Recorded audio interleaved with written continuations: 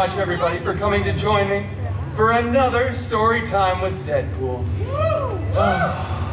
It's a pleasure to see you all here, especially those of you that have made this journey with me all the way through the day. Thank you so much. All right, that's enough talking about you. Back to me. We're going to do a story that is a beloved bedtime favorite and always makes a lot of money. This story is Cinder Pool. A little louder applause would be nice. I know it's late in the day, but come on, people. Once upon a time, all right, we all know the drill. Everybody together on 3. 1, 2, 3. Once upon a time. That was not very good. We're not going to do that again. Upon a time, once, Cinderpool lived in an enchanted mansion with her step professors and her step mutants. The biggest step mutant, Colossus, was always very bossy and giving silly instructions like, make sure you put your name on your leftovers and close the windows when the AC's on, and for the love of Feige, would you stop Donald ducking around the whole mansion? Wear some pants!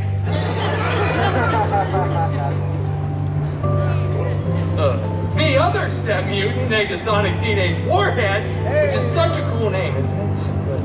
She was always texting and rolling her eyes. She's so Gen Z. Both of these step mutants were very jealous of Cinderpool because Cinderpool had a much larger fan base. One day, an expendable non-mutant extra came running in front of the mansion screaming it was going to be King Thanos throwing the biggest battle of Phase 3. The last good phase. Cinderpool desperately wanted to go to the big battle, but Colossus said, no, it is too dangerous, and you are not a good part of the team. Colossus then ripped apart Cinderpool's favorite costume, and Negasonic blasted it with her mind powers. It was so cool, so Gen Z, so on fleek, no cap sigma. Cinderpool was distraught, and he was very exposed as he ran out onto the mansion grounds, stumbling for dramatic effect. But then he looked up, and he saw something forming. It was a beautiful, golden sparkle circle. And out of that sparkle circle stepped Cinderpool's very hairy god mutant.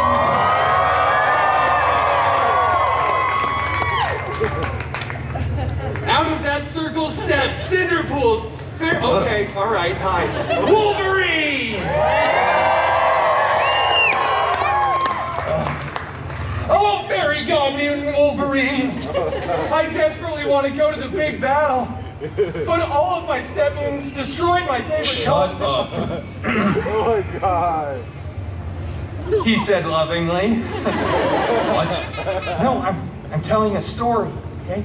My costume's been destroyed, I can't go to the battle, we have a whole big thing going on. Nobody cares.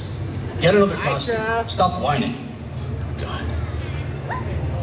Well, with that sage life advice, Cinderpool ran to the wardrobe department, got a freshly laundered costume, put it on, and headed to the big battle. He was late because he stopped to get a chimichanga along the way at a local 7-Eleven. But 7-Elevens don't sell chimichangas anymore, so we had to go to 3 other gas stations just to... Anyway, when we arrived, the Avengers were winning! Captain America looked so good in those tight pants.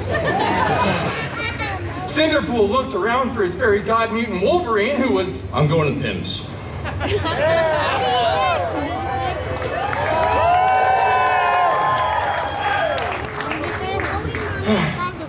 Well, anyway, Cinderpool looked and saw on the stairs of the alien spaceship as they were all running away, a single golden glove. Thank you. Good job.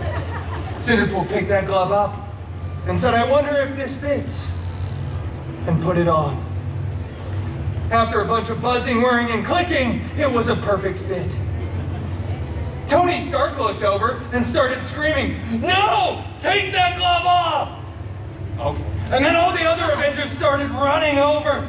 Tony Stark keeps yelling, I don't want to be in this franchise anymore! Let me do it! Stop! Do not snap! So Cinderpool did snap. Both physically and mentally. He does that all the time. Just snapping over and over. People were disappearing, reappearing. It was really dramatic. There was crying. A lot of things happened. But eventually, Cinderpool stopped. And everybody was back. Except for those people that always show you all the pictures of their dogs. We don't like any of those people just walking around with their phone. But Cinderpool was the hero. At that point, all the Avengers tackled Cinderpool to the ground, ripped the glove off of him, blah, blah, blah. When the whole film went to theaters later, they replaced Cinderpool's face with Tony Stark's. He gets to be the big hero, and then it goes on to become the most profitable film in the Feige Cinematic Universe, the FCU. We can afford to cut a letter out of that, probably. But the good news is, this inspired Cinderpool to start his own film franchise, which went on to become increasingly popular. And then they invited Cinderpool back to the Avengers Endgame 2, Electric Boogaloo. That is the end game. See what I did there? It's a play on. Thank you so much for joining me today for the very last story of the day. So until I see you all in an hour at my... Uh-oh, did I give something away? Thank you for joining me for Story Time with Deadpool.